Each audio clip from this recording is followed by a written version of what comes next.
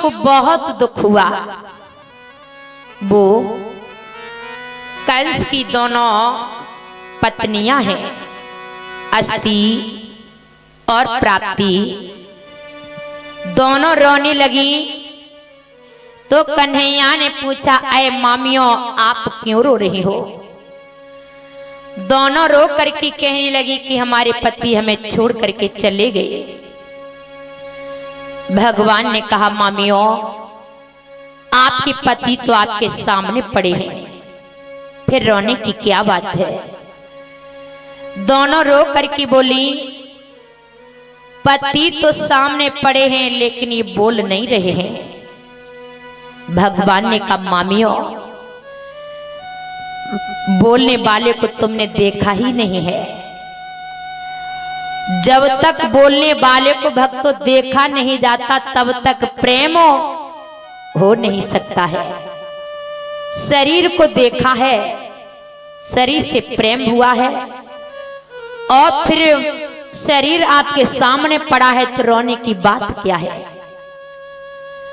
जिसको देखा नहीं जाता तब तक प्रेम होता नहीं है। कहीं जाओ, किसी के यहाँ बैठे हो, कोई बहन मिल जाए, कोई भैया मिल जाए, बहुत सी माता बहनें बैठी होती हैं, फोन आ जाए, पूछती हैं क्या कर रही, बैठे कौन कौन है? फलानी जीजी बैठी हैं, हम बैठे, जी जीजी बैठी। अच्छा लियो बात करियो, जीजी से बात कर लियो।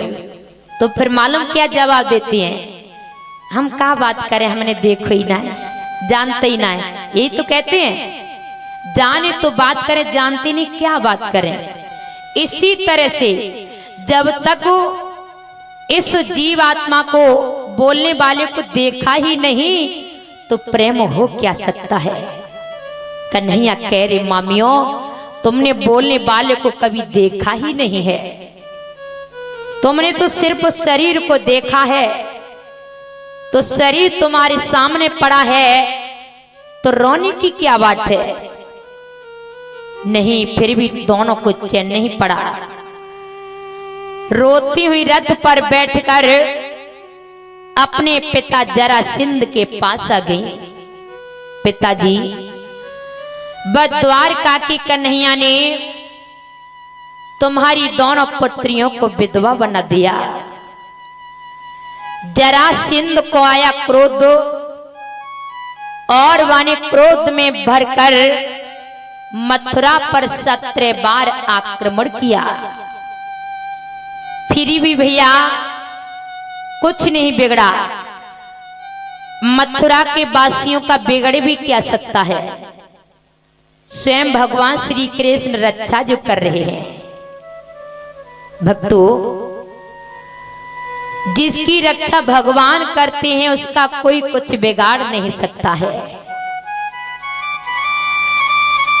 फिर भी उसे चैन नहीं पड़ा तो 18वीं बार वो काले बन को लेकर आया, और काले बन को ये वरदान है, स्वयं ब्रह्मा जी आ जाएं फिर भी उसका कोई कुछ बिगाड़ो नहीं सकता है। काले बन ने कहा, रे कन्हैया तुमने बचपन में बहुत सारी माखन की मटकियां फोड़ी होंगी, पर आज मैं तुम्हें मटकी की तरह फोड़ूंगा। भगवान बोले, भैया बहुत बढ़िया बात है, इससे अच्छी बात क्या हो सकती है? हम तुम दोनों लड़ेंगे, पर यहां नहीं लड़ेंगे, एकांत में लड़ेंगे जहां आपको मुझे कोई देख नहीं रहा हो। काले बन कहने लगा, यहीं लड़ो, तू मारा जाएगा, किसी को दया आएगी तो ये जनता बच्चा तो लेगी तुझे। भगवान बोले, भैया जब लड़ना ही है तो बचाने की कोई बात ही नहीं है। लड़ेंगे तो इसलिए या मार देंगे या मर जाएंगे, इसीलिए लड़ते हैं, तो बचाने की तो कोई बात ही नहीं है। भैया हमारा तुम्हारा बैर है, जनता का कोई दोष नहीं है। जनता बचाने आएगी तो ये निर्दोष जनता है, क्यों मारी जाएगी? इसलिए चलो एकांत में लड़ेंगे, जहां आपको और मुझे कोई देख नहीं रहा हो। चलो भगवान कन्हैया आगे आगे भागे जा रहे, पीछे पीछे काले बन भाग रहा है। लेकिन भगवान को बड़ी चिंता सता रही है कि काले बन से मैं अपने प्राण कैसे बचाऊं। इसे तो वरदान है, स्वयं ब्रह्मा जी आ जाएं फिर भी इसका कोई कुछ नहीं बिगाड़ सकता है। क्या करूं? तब भगवान कन्हैया को मुचकुंद जी की याद आ गई, जो धौलागिरी की कंदरा में सो रहे हैं। जब देवताओं में राक्षसों में युद्ध हुआ तो मुचकुंद जी ने ऐसा घमासान युद्ध किया कि मुचकुंद जी ने राक्षसों से विजय पाली। सभी देवता जीत गए, लेकिन उस युद्ध में मुचकुंद जी का पूरा परिवार मारा गया, मुचकुंद जी ही बचे। तो देवताओं ने कहा कि हे मुचकुंद जी, तुम्हारे कारण हम सभी देवताओं ने राक्षसों से विजय पाली। आज हम बहुत खुश हैं तुमसे, तुम्हारी वीरता पर। तुम आज हमसे कुछ वरदान मांग लो। तो भैया मुचकुंद जी ने कहा, प्रभु मुझे कुछ नहीं चाहिए, हम युद्ध करते करते इतने थक चुके हैं कि मुझे कुछ दिखाई नहीं दे रहा है। प्रसाद दे दे बेटा।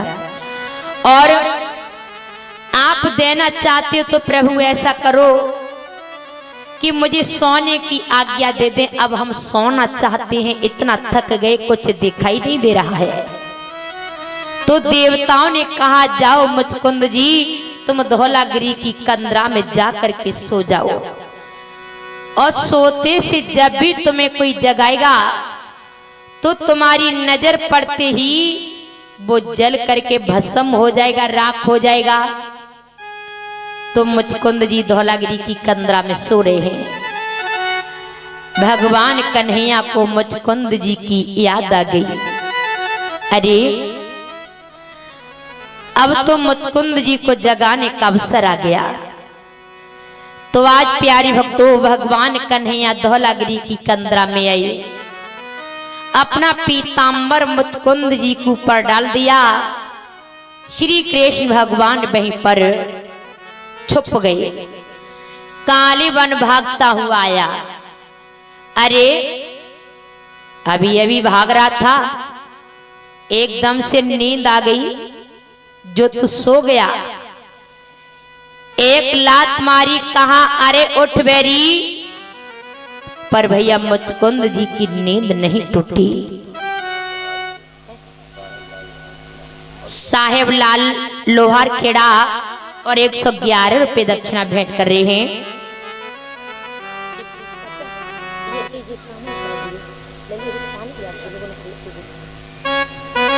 प्यारे भक्तों,